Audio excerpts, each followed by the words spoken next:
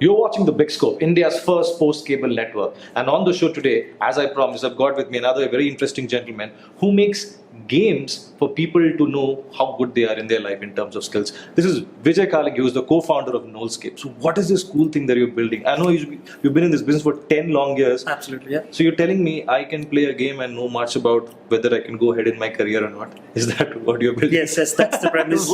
That's the promise. What is it that you build? So what we've done is, of course, Knolskape is a lot more than just this platform. Yes. But so we're going to talk more about this platform today. Yes. So the idea is this, right? So traditionally, assessments have always been extremely serious and boring to an extent, right? Absolutely. And also terrifying because you need to walk into this examination hall and. More than the content itself, more than the exam itself, I think the invigilator walking by and always watching you what you're doing. Yeah, absolutely. So I think that stresses people out. So the premise that we started building this platform is on a lot of people enjoy games, especially young people. And people get games more than... absolutely. So they're just playing it, and the interesting side effect of playing our games is we tell companies and even yourself, right? Like, hey, you can know more about yourself. So the idea is, can I solve problems quickly? Can I keep a lot of things in my working memory? What's your working memory quotient? Can I am I flexible? Can I learn new information very quickly and act on it? Nice. And when you look at the research these days, right? So you know that when you're in college, when you're in school, what you're studying is probably not applicable when by the time you graduate, you're mostly that is 100% true. Now I can vouch for it when he's saying that. So. Right. Yeah. So and you don't probably end up doing the same job as what you prepared for. So absolutely. So what's then important? It's about whether you're agile, whether you can learn. Absolutely. So what are the different parameters this game does for you? I mean, what are the... See, if I'm the HR per se, and I have this, okay, I get this from you folks and I have it from my 120 employees. So what are the 1, 2, 3, 4 main parameters that this game tells us about an individual, irrespective of the type of company or market? Right. So we cater to different categories of parameters to say, metrics to say, right? So one is, of course, the cognitive abilities of an individual, where we're talking about his brain and how it functions. And it's rooted in clinical research. Yeah. Very recently, I can vouch for that, yes. I just moved from clinical to enterprises. That's one. When we talk about behavioral characteristics, it's not just about who you are and how your brain functions, but how do you interact with other people. So your behavior. And we also talk about your personality, which is who you are. So all of these three categories put together, we generate a report, and that's something that a lot of enterprises look forward to. And the interesting part about all of this is you only have to play games, 20 minutes of your time, and we generate. But have you ever faced a backlash from, say, a group of employees? This is not who I am. I'm better than this. This is what I'm good at. This is who I'm real at. Tech platform cannot tell me. Have you ever faced a backlash? Yeah. So there are some examples. Not to say, of course, the moment people say, hey, you can just play games and we'll tell you who you are. There is this believability thing, like, hey, how can they do this? So, like I said, right, this is backed with research. We have more than 1 year of research behind this, where we have our own doctorates, industrial organization, psychologists that they call, working on this, actually helping us translate real research into these applications. So, and of course, there can be exceptions. What any test can always do is... It's still a machine. It's still like data sets that you're acquiring about people. So, moving forward, before moving forward, I would say, I'll take a step back. You're sitting on so much information, and rather than information, let me put it this: so much of really interesting anecdotes about who is the average Indian employee, what has changed, what for the good or the bad or the ugly in the last 25 years. Give us some examples. What does your platform say? Right. So I'll take one like you said, anecdote. Right. So especially one of our apps. Right. So where we noticed. An average Indian manager has a lot of patience compared to his Western counterparts per se, right? So there is this option of non-performers, you can let them go, but Indian managers seem to have a lot of patience. They're happy with it. Yeah, and they want to work with them, coach them, make sure that they perform well.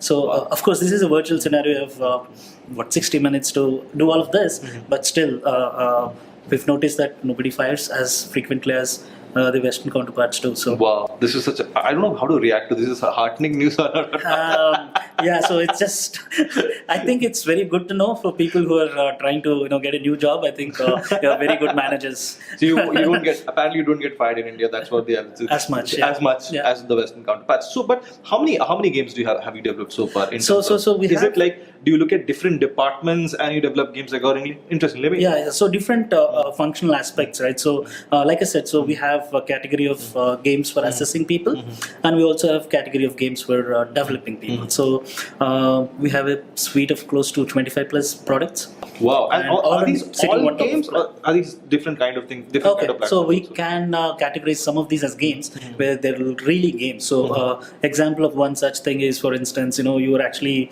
filling in a puzzle, like you just fix some pipes here and there and then make a path. It's a problem solving game, for instance, but there are also more complicated gamified simulations, we call it. So these are business simulations where you assume role of a CEO or a sales leader or a manager. You're given a team and you're trying to manage these people, etc. So these are the two different kinds of games that we deal with. And what kind of customers do you have? Like what type of companies? So we are a global company. We consider ourselves a global company. So we have close to 300 plus customers all over the world. So and physical presence in 4 different countries now. And a lot of them are enterprise customers. So we're talking about IT, ITES, BFSI, retail. So actually almost all the industries we've touched, but these are the top 4. So I remember, since you started 10 years back, because I remember that that point of time, gamification as a concept was coming up really big, and I saw a lot of organizations come up. Nobody was using the word startup those days. I don't know why, but still. So a lot of companies came up, but a lot of companies suddenly went fat in a year or 2 years. And I can literally count on some 30 or 40 companies, at least in Asia, who went fat. Gamification companies. So how has this gamification industry changed? Because a lot of people even use, I knew of a startup which was doing data analytics those days, but through a gamification model, it went fat.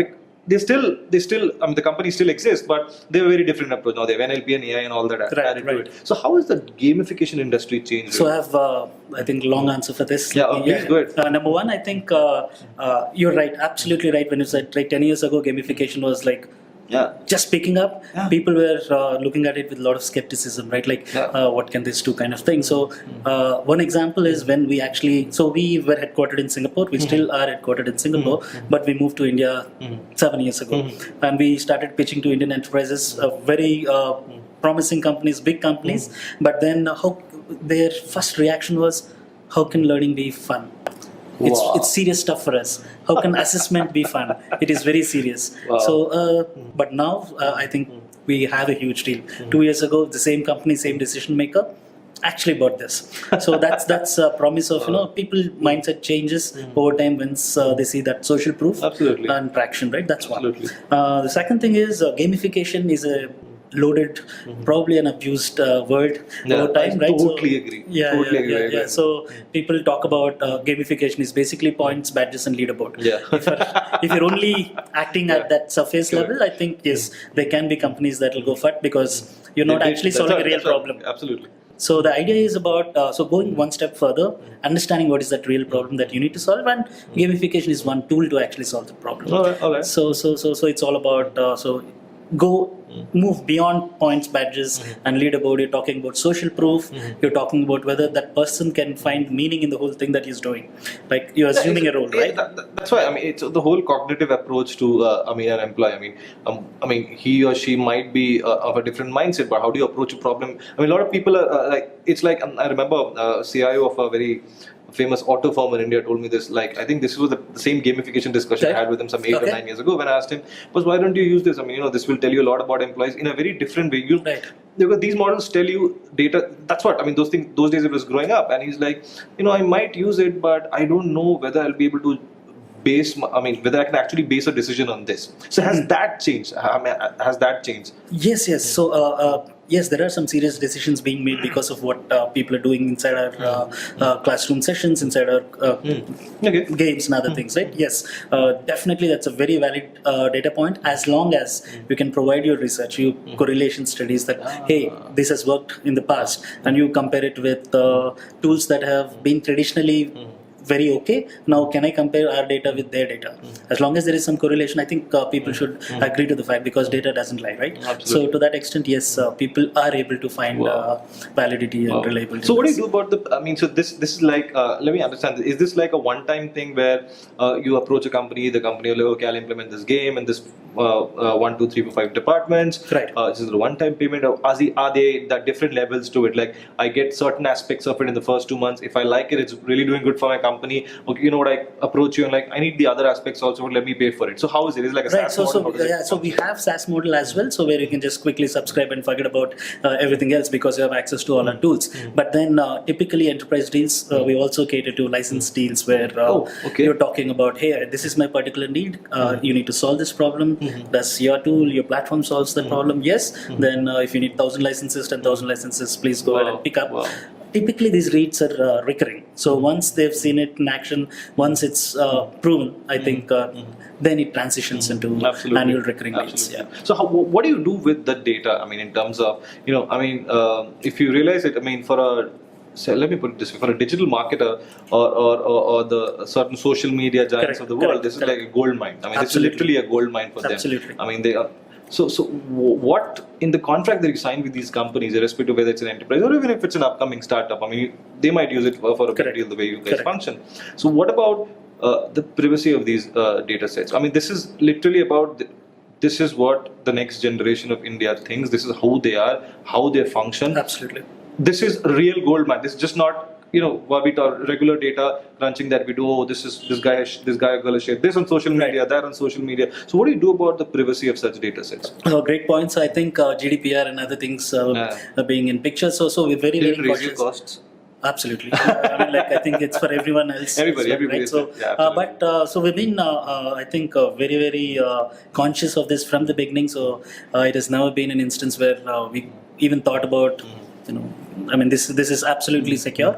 And the other thing is, it's all anonymized. Even our own employees, they cannot directly know who this particular employee is and what their traits are, etc. Right? So all things are in place, and the kind of contracts we sign, of course, don't allow us to use it for any other use case as well, except if you can anonymize and use it in an aggregate fashion. It's all okay, and that's what we do as well. So we do benchmark analysis, industry, country.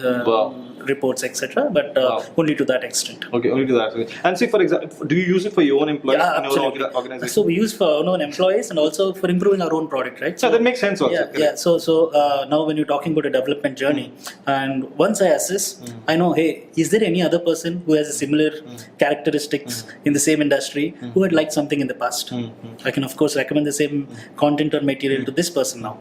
So that's kind of analysis and intelligent recommendations that we're doing with our existing. So to that point, so how do you differentiate between? See, a lot of people might have similar traits. Say an ML team that a startup is trying to build. Okay, like I have this 15 great machine learning experts who are sitting over here, NLP experts or whatever.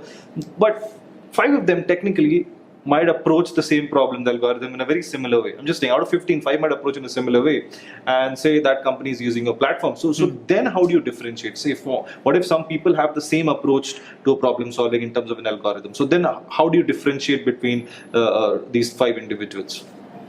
Okay, so let me understand your question, right? So what you're saying is, how do you differentiate people who are solving the problem in the same way? Yeah. Okay. A lot of people might have. I mean, if I'm looking at a larger average, I think out of 15, 4 might be of the same type. Like that's why. I mean, sometimes startups form because they believe this is the next big idea. Let's get together. This is the best way to solve this problem, or write this line of code. So then, how do you differentiate between people? Then, how does the algorithm differentiate? Yeah. So the idea is, I think it cannot be looked at in isolation. So there are different formats and different parameters that you need to consider. Right. One is you're playing the game, but what's your age? What's your experience? Which role were you previously in? What's your industry? What's your nationality? All of those things play, and that, in technical terms, what we call as a norm group, right? So how do you compare against your norm group? That's what matters. So you could probably be 8 on 10, but still not good enough because maybe their standards are high, right? Like so, it depends on which group you operate in. And so do you change your system? Like, do you tweak this gaming platform with respect to say there are 2 companies who are into say manufacturing, okay? Correct. Like 2 manufacturing companies, both are competitors. So, but one might be a traditional India, say a Navratna company. I'm just making it up. Sure. The other might be say a Singapore-based company who's just set up its headquarters in India. They want to go very big in India. So then how do you differentiate?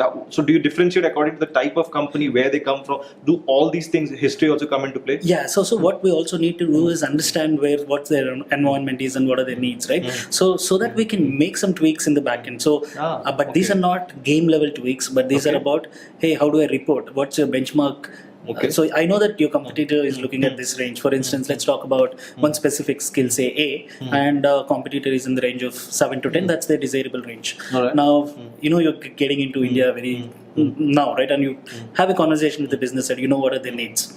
Now, they can actually tell us, oh, maybe 7 to 10 is not enough. I want 8 and above because I want to replace the incumbent. Those are the kind of things we can do. Absolutely. How big is your team right now across the world? Across the world, we're 120. 120 people. Yeah. Okay. And you want to hire more because it's been for a long time. Yes. So in the last couple of years, I think we've been growing in terms of revenue, in terms of people, 100% year on year.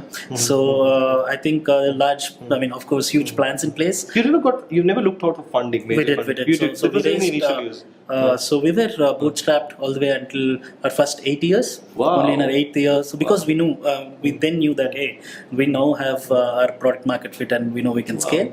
And we raised our first round. So I've asked this question to a lot of entrepreneurs, to the ones who are now unicorns in India. I wouldn't need to take certain names, but when do you decide to go for the first round of it? When do you decide, this 3 or 4 years, and you went for 7 years of bootstrap, when you say, no, I need to scale. Now this is the time I need funding to come in. When do you decide that? Where is that thing? A lot of parameters, right? So of course, like I said, product market fit. I think once you're there, you know that you don't have to change your product multiple times, and people are just taking it. As soon as you see the traction, you know that you've arrived. Mainly because and traction, I don't think it's not easy to miss. So you would know in your heart that, hey, I know I'm set and I can scale. And if you can think about it in a sustainable way, it depends on what your growth strategy is as a company as well, right? So do you want to have an exit very soon? Then of course raise multiple rounds of funding. But do you want to build a business? Do you want to take it? Isn't that a very interesting discussion? I mean, in terms of, isn't there a split? Okay, there is a really big investor coming in. They want to pull and pile up this pile of money into you. But then they'll also force you to raise another round of funding in 7 months. And there are so many examples in India today. And 2 years. All you know is we are writing about the exit strategy about that company. Correct. So how do you not fall into that trap? I think it's a lot of maybe the right answer is depends on the mindset of the founders. I'll tell you why I'm asking this, because you've been a founder. You founded this company way back when this entire game of startup VC. There were not too many VCs those days when you started up, if I'm not wrong. But suddenly last 5 years, you've seen all the big VC firms come into India. So why I'm asking you is this: like, I remember a particular VC coming on the show and telling me when I asked him, so there are certain companies which had $1 billion exit. Of course. But then again, is this useful for the entire country? When I say this, I mean, does it help the entire ecosystem of jobs, people across the country? It doesn't, right? It's only a certain 10 to 12 individuals who will become millionaires or billionaires. What I'm trying to ask is, so as a founder, when do you decide, okay, is this the right path for me? I know this VC will come in 6 months, he or she will this firm will force me to raise another round of funding. 2 years, I don't know, my valuation will go up to 15 billion, I get sold to another $1 billion value company. So where do you decide not to go to that straight? Yeah, I think it's a very tough question, and it's a journey, right? So while your end goal is very, very clear. Because you bootstrap for 8 years. Yes. So it's not easy at all. So for anybody bootstrapping would know that there's too many highs and lows for you to go through that journey. But it was worth the effort so far, right? So in terms of looking at the end state and whether I exit for this much amount of money, or do you want to build a sustainable company for multiple number of years, right? I think it's solely driven by the founders and their mindsets, and of course the investors that are coming onto the board as and when things people keep adding, right? So hard question to answer. I think I don't know if people who have started with I want $1 billion exit, they've probably exited too early, or I want a $1 million exit, or staying on for $1 billion. Do VCs still understand, really interesting concepts like gamification and what gamification do? Because I personally still believe it has a lot of impact for a lot of things. I mean, I know of this 15-year-old guy. I mean, he 15 or 16, I don't remember his age. He's in Delhi in some school. On the weekend, he's just developed a gamification platform which helps kids slum kids understand, oh, this is a line of code. Awesome. It's just like MIT Scratch. Right. Things like that. Awesome. So Yeah. it has a huge impact because it's a visual appeal to it. Sure. As you mentioned initially, it doesn't get, oh, you're not entering a room where five people will judge you about your existence. Yeah. So it doesn't feel like that. Absolutely. So what do VCs, still understand, platforms like yours, markets like yours that well in India today? I think so. Because it's still deep tech. I would still put it under deep tech.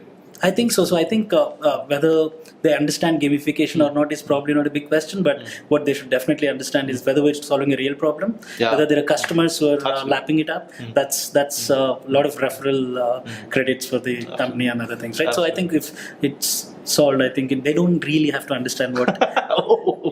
As long as there are customers who are willing to buy this. Right? Absolutely lovely. So what can I expect from you guys in the next couple of quarters? You've had a crazy journey. In fact, let me put this a little later. I'll just go back to the first few years of it. Was there a time when you decided, I'm still bootstrapping? A lot of people have told me, where I'm going with this. Did it ever occur to you, this is my 10, 12, 15, 50 member team? I need to do something else. Did it ever occur to you in the first 7 or 8 years? I'd be lying if I say no. Yes, it has occurred. It has come in the back of my head. But I think one early days, what was really helping us go was the fact that we were working on very, very interesting stuff. We still do. Exactly. We still do. So exactly. we didn't have time to think about, hey, where is this going? Because so we were doing very, very interesting stuff. And then we pivoted. It was all academia. So we worked with top 10 business schools in the world. We were incubated out of INSEAD Business School in Singapore. Oh, lovely. So there's just 2 people in one room, 2 tables and 2 chairs, and but working with really good quality professors. That's where I learned a lot about converting interesting research into interesting end product for the consumers, right? So also the other thing I want to understand, and this is more a little technical question in terms of, what I really fail to understand from a lot of organizations still today, and when I say fail to understand, I'm including an enterprise also, a proper Fortune 500 company or even a startup who comes into play. Still people don't pay attention to the UI part of it. Like, for example, the gamification platform you have. Now, why platforms like yours become so important and so naturally acceptable by a lot of people? It's the simple side of it. It's like I always say to people, which is the best website in India, or which is the best website in the world? Google.com. Because it's simple. A person who's never had any form of education will understand that. So what have you done? What have you done internally in terms of, you've had so much of experience in terms of data sets. Okay, this customer, this individual might not understand. These kind of employees are not, they don't like a particular type of color. So have you had those kind of discussion in terms of the UI aspect? Absolutely. Again, I'll be honest, right? Initially, we didn't have a design team. There were a lot of engineers building a lot of things. Wow. But people who understood a lot of this stuff, but then we didn't have designers. So 2 years down, we realized, hey, this is not how we need to stuff. We need do good stuff. So we started conducting UX designs. We hired a design lead, and I think that really paid off very, very well. So, because for me, the way I understand, I want to ask you this question also. Correct me if I'm wrong. Because still a lot of organizations. Although the product is really good, there are so many solutions and so many apps I see. They're so good. They're so useful for certain enterprise or a startup. But then somehow I feel the tech team and the design team and say the marketing, they all work in silos. They don't interact with each other. I still don't see that happening on a regular basis. So you decided, okay, you needed a design team to come into play. Give me an example in terms of because you work on really cool data sets about the cognitive ability of an individual. So do colors also matter? Do certain types of figures also matter when you put it out over there in the screen? Yeah, absolutely. There is. There are tons of books written around only color, theory of color and other things. So they definitely matter. And the color theme, the assets that you use, the minimal design. Again, it's a philosophy that you follow. So what's your design language versus what other company's design language could matter. Could differ significantly. So it really matters. Simple things like call to action button placed in one part of the screen versus placed here versus it not being there on the screen itself. I think sometimes it can cost millions of dollars for people. Wow. Have you faced personally like that where you wanted to use a particular type of color? No. So I think this is very true for consumer startups where we have millions of So for us, it matters from an usability point of view. Because they're still humans using it at the other end, whether it's an enterprise or not. Absolutely. So what more can I expect from you folks in the next 2 quarters? So like everybody, actually, it's not not a good question. Next 1 year, I would put it. Next 1 year, so I think in next few months. So what we're trying to do is this new platform where we have, like I said, right, so multiple products, it's a suite of products, but we're integrating it very intelligently. Again, AI infused stuff into this whole product suite, right? So like I said, so what we're currently probably under leveraging the data that we already have.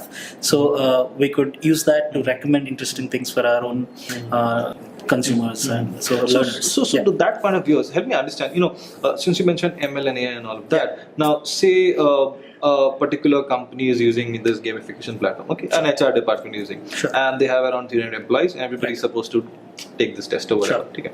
So 150 decide they take the test. There are these 40 individuals who take the game to the middle level, then they leave it. Correct. So that data set is also coming to you. Right. Including the data set of people who have completed the game, now you have an idea. Yeah. So these two data sets are coming. What I'm trying to ask you is, how does your filter work over here in terms of structured and unstructured data sets?